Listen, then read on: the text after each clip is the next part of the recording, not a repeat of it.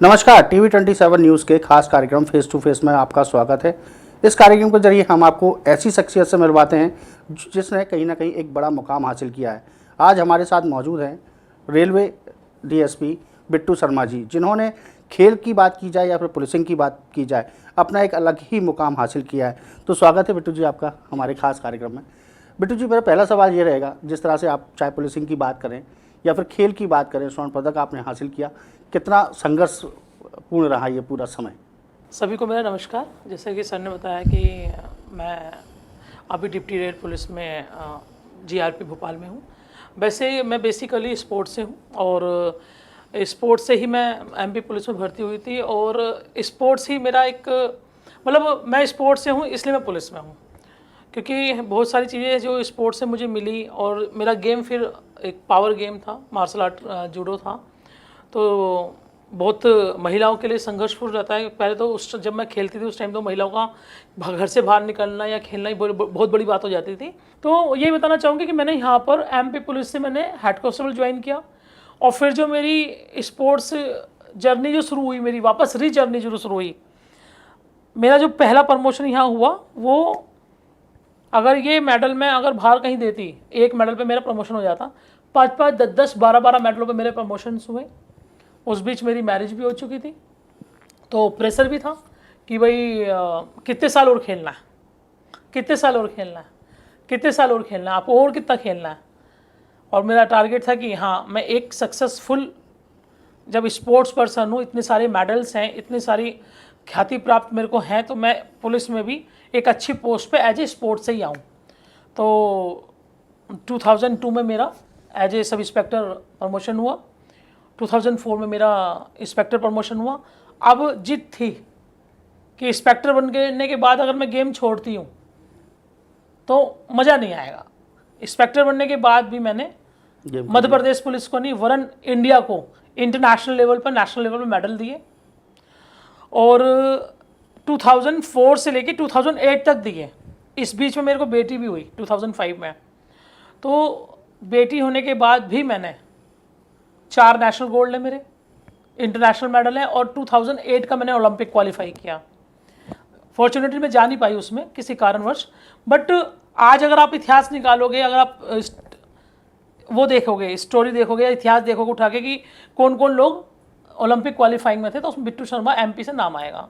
जिस तरह से देखा जाए विदेश यात्रा काफ़ी महंगी होती है, कहीं ना कहीं जो आप खेलने जा रहे थे विदेश, कई सारी की समस्याएं भी आई होंगी, आर्थिक समस्याएं भी आई होंगी। तो आखिर उन आर्थिक समस्याओं का समाधान किस तरह से हुआ? जिस तरह से आपने अपनी बेटी को भी खेलने भेजा, फिर आपको भी जाना था, तो किन किन ने, आपके दोस्त ऐसे सहयोगी कौन कौन थे जिन्होंने उस समय आपका बहुत सहयोग किया?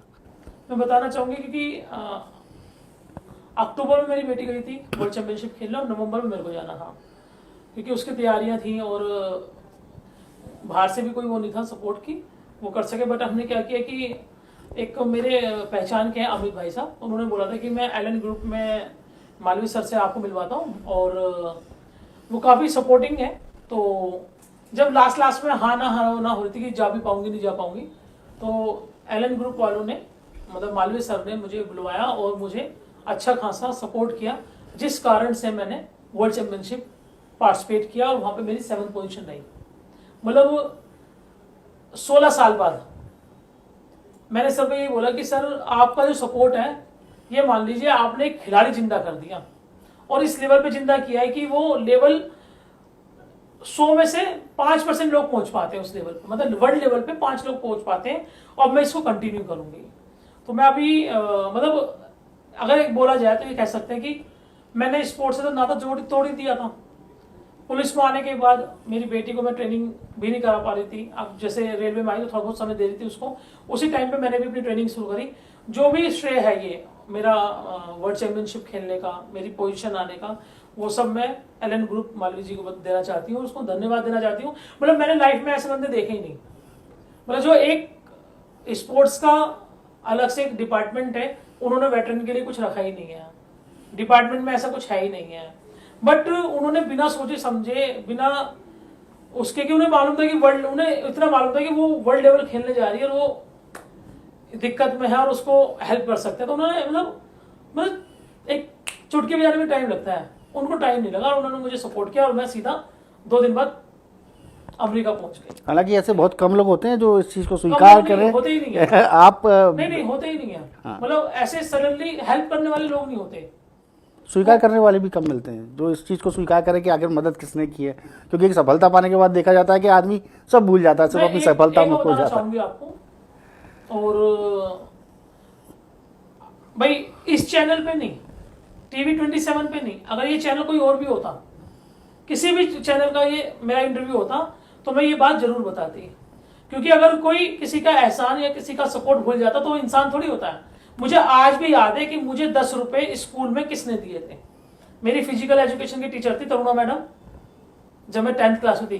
तो जब मैं एक छोटा कोई टूर्नामेंट खेलने जा रही थी, तो उन्होंने मुझे चलते टाइम 10 रुपए दिए थे, ये कहा था कि चॉकलेट खा लेना। तो वो 10 रुपए मैं अभी तक 25 साल में नहीं भूली, तो ये कैसे भूल जाऊंगी कि जिन्होंने मुझे 16 साल के बाद खेलने के लिए मोटिवेट किया, कैसे भूल जाऊंगी मैं? मरते दम तक नहीं भूलूंगी इस चीज़ को। तो हमारे साथ थी बिट्टू शर्मा जी, उन्होंने अपनी सारी बातों के हमारे सारे सवालों के बेबाकी से जवाब दिए।